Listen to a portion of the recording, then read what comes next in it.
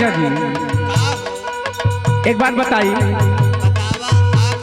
हम अपने नैहरे में गैस पे खाना बनावत रहली सैया, माटी वाले चूल्हा पे हमसे खाना ना बनी। सुना एक हमारी बात सुना,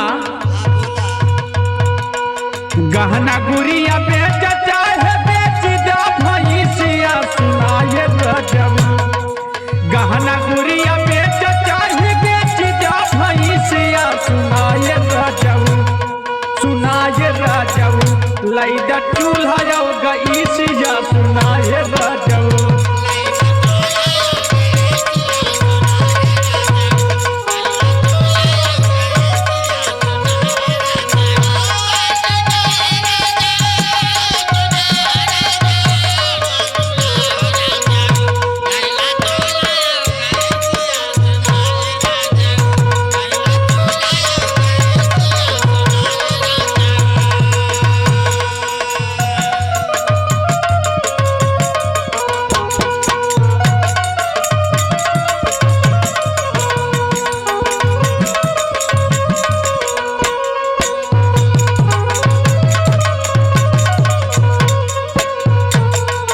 और हमारी बात सुना,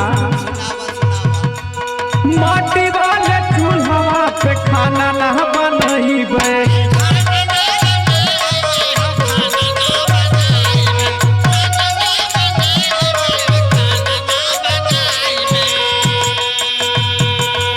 ऊपरी कंडा नाही फूकब देह ना घुमइबे।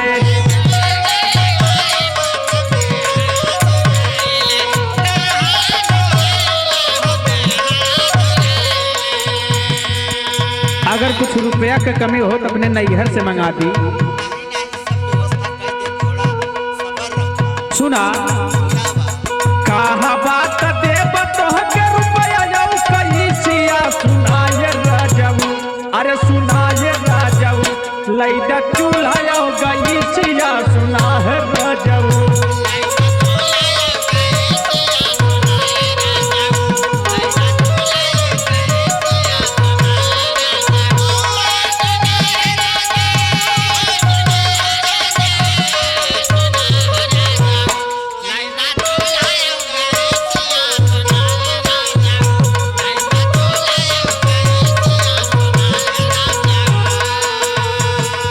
का बताई ऐसा सोना समार शरीर रहल पैया,